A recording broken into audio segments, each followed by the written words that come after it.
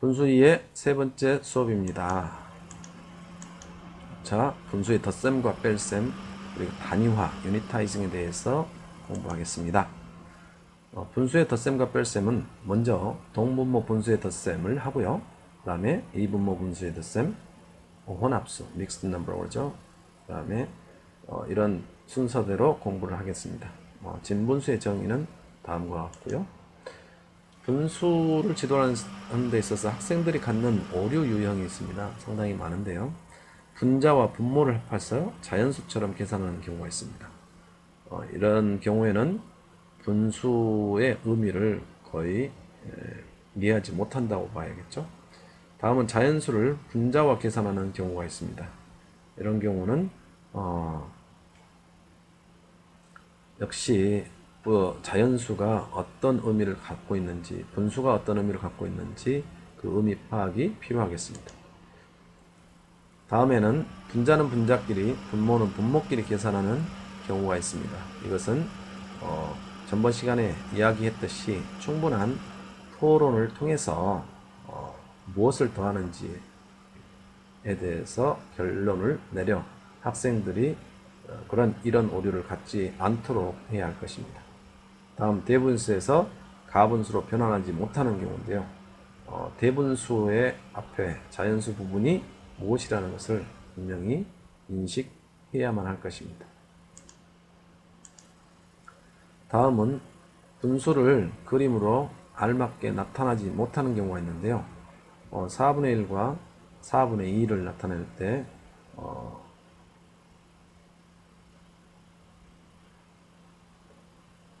4분의 1을 하나를 표시한다면 4분의 2는 4개 중에 2개 표시를 했을 때 왼쪽과 오른쪽을 다르게 나타낼 것입니다.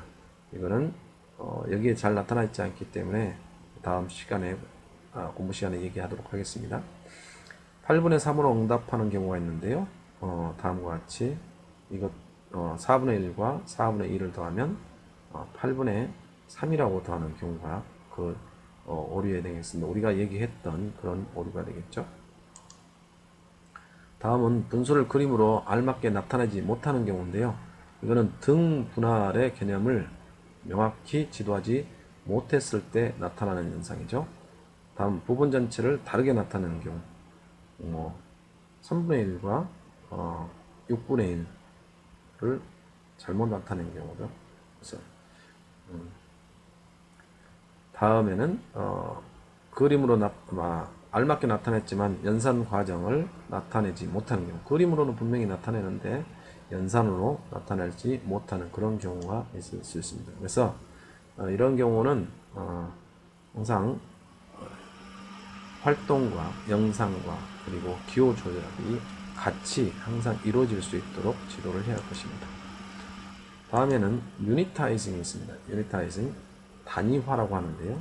단위화라는 것은 맥락과 어떤 상황이 있을 때 그것에 따라서 물체의 양을 결정하는데 단위를 다양하게 적절하게 구성하는 걸 말합니다.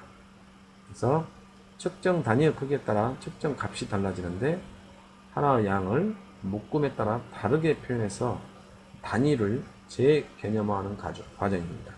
그래서 상황에 따라 어떤 단위를 적용할 것인지 결정하기 위해서 그 단위에 대한 사고 과정을 경험해야만 분수의 단위화가 잘 이루어진다고 볼 수 있습니다. 예를 들어서 하나의 연속량, P자가 있습니다. 파이가 있습니다. 이게 하나의 연속량인데 이걸 1로 보는가 하면 여러 개의 연속량, 이 3개의 쿠키를 1로 보는 경우도 있을 수 있고요. 미리 분할되어 있는 연속 객체를 1로 볼 수도 있습니다. 이렇게 단위를 다양하게 변화시킬 수 있고요. 또는 사탕, 이산량, 이 5개의 사탕 자체를 1로 볼 수도 있고요. 배열된 이산량, 그래서 달걀 10개를 하나의 양으로 해서 1로 볼 수도 있겠습니다. 또는 내부에 들어있는 박스, 과자 상자 속에 들어있는 합성 단위를 1로 볼 수도 있을 수 있겠습니다. 그래서 이런 경우를 통해서 예를 들어서 이 상자 하나를 또는 네모 1을 하나를 1 단위로 본다면 이거는 상대적으로 표현으로 1이 되겠죠. 이걸 두 개를 1로 본다면 이거 하나는 2분의 1이 될 테고요. 이 하나에 나눠준 것 중에 이거를 1로 본다면 여기에 큰 부분은 4가 되겠죠. 그래서 이렇게 왼쪽에 단위를 무엇으로 두느냐에 따라서 똑같은 크기 같지만 이 크기를 다르게 표현할 수 있다는 것입니다. 그래서 언제든지 이렇게 단위를 상황에 따라 적절하게 단위를 변화시켜서 표현을 할 수 있다면 분수 계산이라든가 분수 크기 비교하는 데 있어서 상당히 유리함을 나타낼 수 있습니다. 다음은 단위화에 의한 사고는 이렇게 이 A분에 비해서 A와 B가 모두 각 대상에서 단위가 될 수 있고 A 단위와 B 단위 관계에서 새로운 단위 합성해서 A 단위 A가 B분의 A라는 새로운 단위가 생성될 수 있는 거죠. 다음은 각 대상의 단위가 대응되며 합성 단위 관계는 불변하다. 이게 보면 대상이 다 같으면서 대상이 같은 대상이지만 합성, 그러니까 이거를 나누었을 때 2분의 1과 4분의 2와 8분의 2 이런 것들이 각각 같은 값이죠. 그래서 이런 것들의 단위를 계속 변화시켜 감으로써 어떤 분수의 의미를 새롭게 조명할 수 있는 그런 기회를 제공해 줘야 될 것입니다. 단위화를 적절하게 잘 지도를 하게 된다면 이렇게 다음과 같은 표현으로 학생들의 분수의 크기를 비교할 수 있습니다. 이 학생들 같은 경우는 분수의 크기를 통분을 배우지 않고 분수의 크기를 비교하라고 그랬습니다. 그림으로 나타내라고 했더니 3분의 2는 4분의 3보다 크다고 그랬습니다. 이 학생 같은 경우는 분모 3, 3개를 같은 하나 기준으로 보았죠. 그래서 3개 중에 2개가 되겠고 이것을 3개를 넣고 4부분으로 나눴죠. 그래서 이게 단위화가 잘 된 것입니다. 그래서 나눈 것 중에서 2개보다 조금 더 크니까 4분의 3이 크다는 거고요.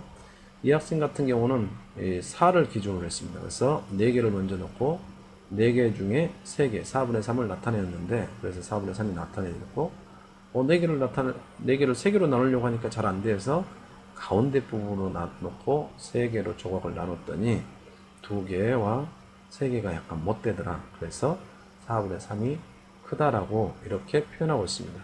이것이 단위화의 강점이 되겠습니다. 그래서 교실 내에서 이 단위 결합을 권장하는 교실 활동을 해야 되는데요. 교실 내에서 구술 추리 활동으로 같은 양에 대한 동등한 표현을 자유롭게 창작하는 활동을 해야 되겠습니다. 예를 들어서 18개의 계란을 표현해보자. 그러면 이것이 무엇이냐? 그래서 1과 2분의 1 더즌이라고 할 수 있고요. 또는 2분의 1로 보면 3, 또는 2분의 1 더즌이면 3, 4분의 1 더즌이 기준이면 6이 되겠고 이렇게 다양한 형태가 될 수 있겠죠. 그래서 이런 다양한 다양하게 단위를 변화시킴으로써 어떤 학생들의 분수의 조작에 대한 융통성을 제공해 줄 수 있습니다. 예를 들어서 완 초콜릿 바가 12블럭이 될 수 있는 거고요. 6개의 쌍이 될 수도 있고요. 3개의 팩이 될 수 있고 4개 들어있는 3개의 팩이 될 수 있고 2개의 블럭, 6개를 한 블럭으로 본다면 2개의 블럭이 될 수도 있습니다. 이렇게 언제든지 변할 수 있다는 것을 충분히 학생들에게 인식할 수 있도록 해야 되겠고요. 단위 결합을 권장하는 교실에서 시각적 활동으로 면적을 다양하게 나눠서 이 부분은 얼마인지, 이 부분은 얼마인지, 전체에 얼마를 나타내는지 학생들이 각각 표현할 수 있도록 지도를 하면 되겠습니다. 이것으로 마치겠는데요. 분수를 지도하는 데 있어서는 상당히 많은 고려를 통해서 지도를 해야 할 필요가 있습니다. 특히 이 단위화는 굉장히 중요한 하나의 주제가 될 수 있습니다. 이상으로 마치겠습니다. 수고했습니다.